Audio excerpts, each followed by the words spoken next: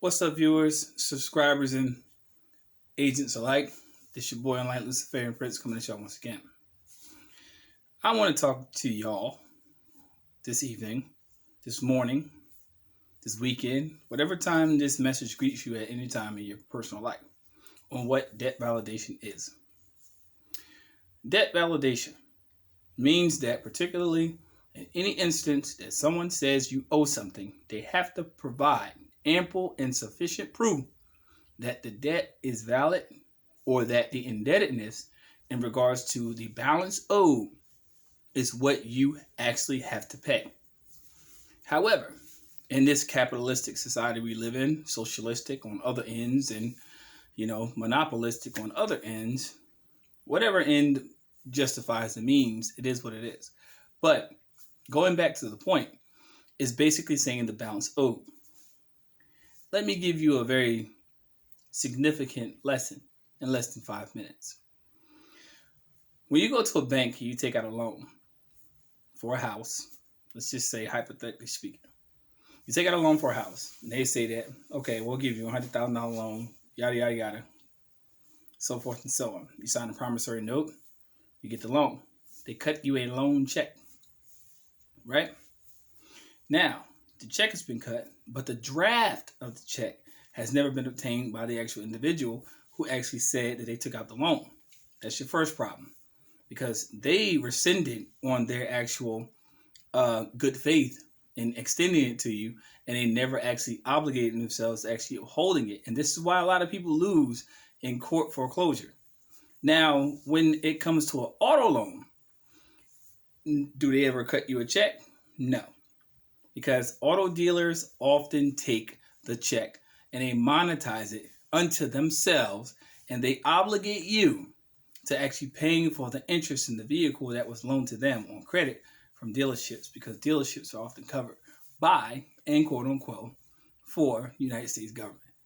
Now you understand the intricacies of why the bailout in 2008 was such a success. And the reason why the auto dealerships were bailed out is because they were backed by the bankers. So what am I saying? In significance, what the truth is that if you can't provide to me validation that this is an actual liability that I incurred, and if you have children in the room, please escort them. Pause this video and escort them, because my videos are no longer made for children. In layman's terms, why the fuck do I owe you? Ask yourself that very significant question. You have to ask yourself that question because they never provided for you what is called a negotiable instrument or commercial proof that I actually owe you a liability.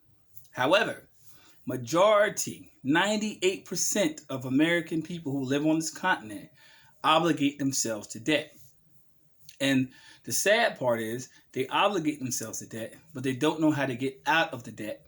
But you have to realize that in order for a debt to be valid, there has to be some sort of validation on the opposite end of the person who wishes to say that you owe them something.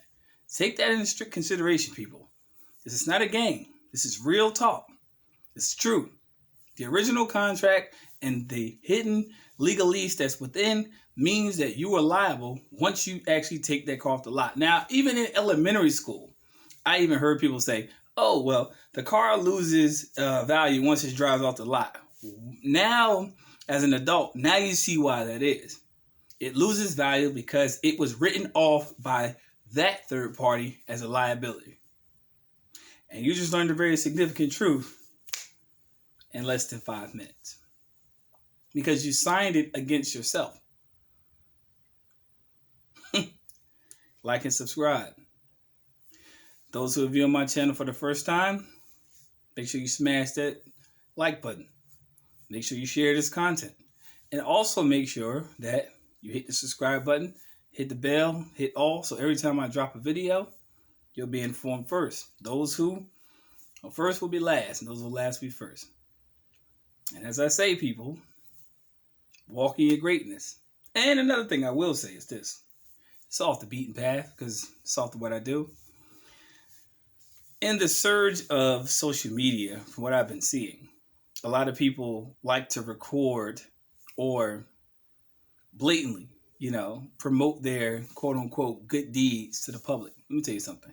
When you do something good to someone or whomever you deem you're supposed to do it good to, make sure you do it in private. You know? Now, I might be talking to a group of people, one person or someone in particular, but do it in private. Don't do it in public. See, they do it because they want notoriety. You do your good deeds in private because you'll be rewarded later, only if you believe so. Now, it's not a monetary sense, but you never know what form it may come in. You may never know. And I will also say this: hold your head and make sure you don't dwell on the things you cannot change. Just change the things you can. Once you change the things you can, success follows immediately. So, in short, you know what I'm saying. To those who are actually resonating on a higher frequency, and let's tell those people who say that we owe them, we don't owe them shit. It is what it is. Y'all heard that new Pooh Shiesty? Think about it. You better get it in blood. In blood. Signature. Think about it.